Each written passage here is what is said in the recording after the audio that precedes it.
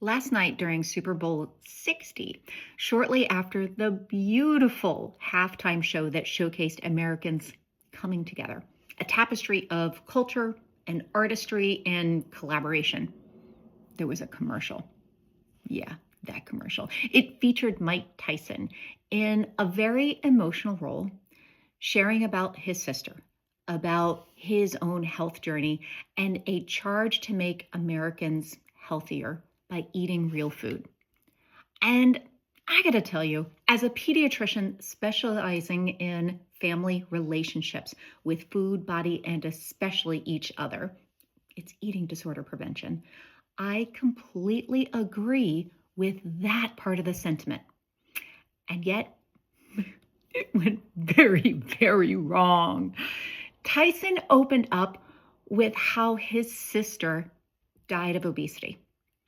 Dude, that's an incomplete story at best. And then he reflects on how he felt about himself when he weighed significantly more and what he ate.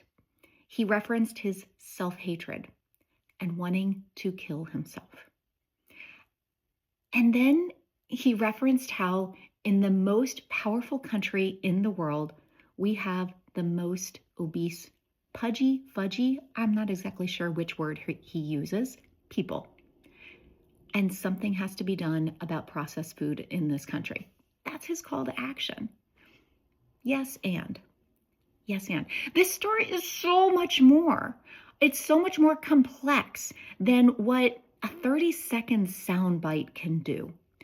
And what comes through this more than anything speaks about the weight stigma.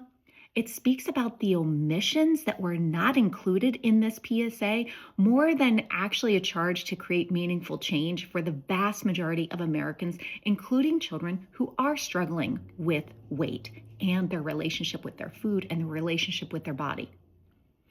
Tyson touched on his own self-concept, about his hatred, about his turning to food, which I am making some conclusions.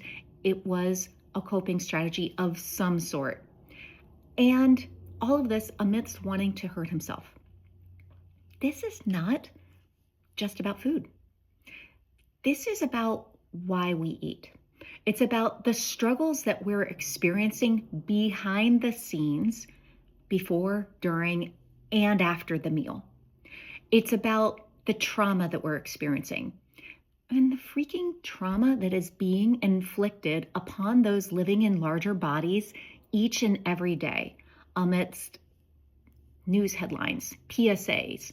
This PSA that makes an unveiled connection between weight, eating habits, and a desire to hurt oneself. I heard that loud and clear. Emotions tell a story, and they are a great way to draw people into a story, to a cause, to a movement. And yet, the emotions that were used here, shame, self-hatred, and a stigma that's pushing real Americans away from the discussion that really does need to happen. Absolutely. Change needs to be made. But we're pushing people away by saying, this is what you need to do. You're wrong. Your body is wrong. That is not helping anyone. Something happened to create change for Tyson. He didn't simply start eating that crunchy carrot and, the apples that he was doing in the PSA. The conclusion that the food needs to change is incomplete at best. Yes, we need more fresh food, more real food, and it's complex because when one is stressed, living paycheck to paycheck, trying to figure out how to feed their families, living with uncertainty, living in fear, trying to figure out how to keep their family functioning from one day to the next, and also how to heal their relationship with their food and their body, things that we've been carrying with us for a very long time. It's not as easy or as simple as just saying, here's your carrot, enjoy it. That's weight stigma.